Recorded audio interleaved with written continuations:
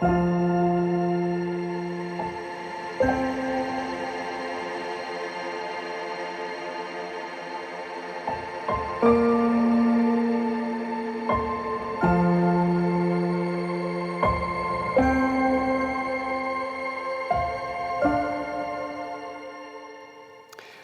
was 99 years old. Then the Lord appeared to him and said to him, I am, and in Hebrew he said, El Shaddai. What does this mean that God introduces himself to Abram as El Shaddai? Normally our Bible translations render it with, I am the Almighty. In Exodus 6, verse 3, it says that this was the specific name of the fathers. It says here that the Lord says to Moses, I appeared to Abraham, to Isaac, and to Jacob as El Shaddai, but I have not yet made myself known by my name, Yud-Heh, Vav-Heh, the Tetragrammaton. El Shaddai is the God who is with Israel as long as they travel in the desert from people to people, from one country to another, as long as they're stateless and without rights. In a way, very needy of protection. But this name, El Shaddai, carries a promise for the future, because the nation, the chosen nation on the way in the desert, is the nation that goes towards the promised land. If we ask what El Shaddai means, I just summarize it. One rabbi, a German rabbi, Benno Jakob, beginning of last century, he wrote, etymologically, we cannot understand the word Shaddai. We don't know what it means. It's one thing that I very much appreciate with rabbinic exegetes, that they quite often say we don't know. Now, Benno Jakob in this case says, but it seems to be more a gain than a loss, that we don't know what it means, because we can listen in Hebrew what this word says. And it basically says, I am the God, yes, the Almighty, the one who has the strength, who is enough.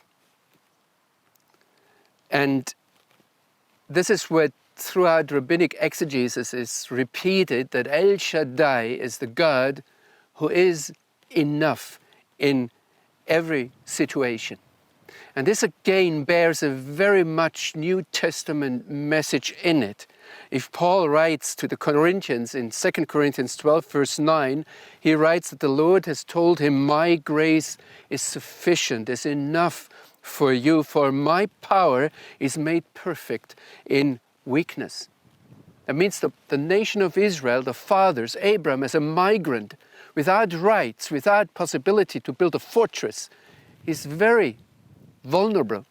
And now God says, I am El Shaddai.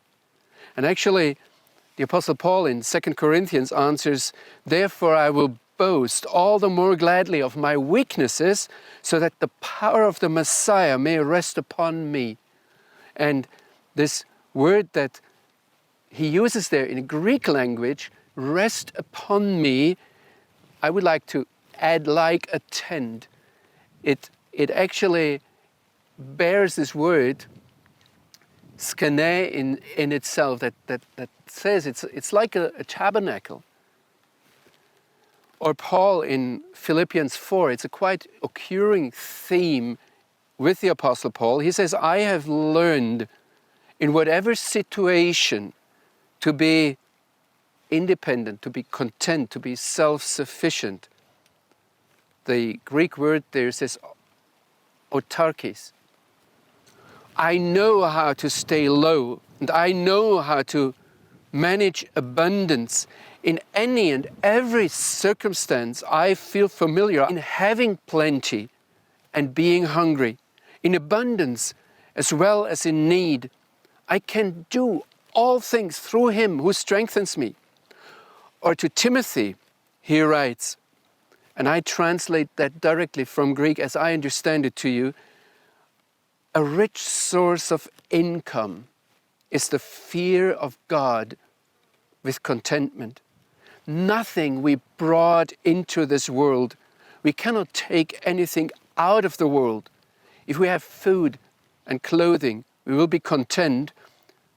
For those who desire to be rich fall into temptation, into a snare, into many senseless and harmful desires that plunge people into ruin and destruction.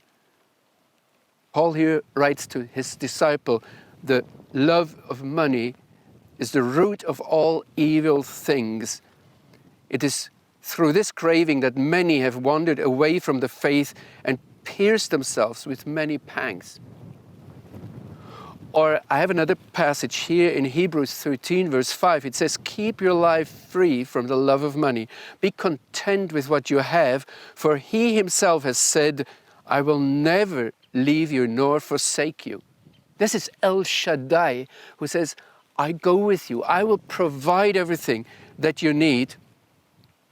I have here Psalms 73 in front of me, and I love the translation of Martin Luther, even though it's not literal. But he says, if only I have you, I do not ask for anything in heaven or earth.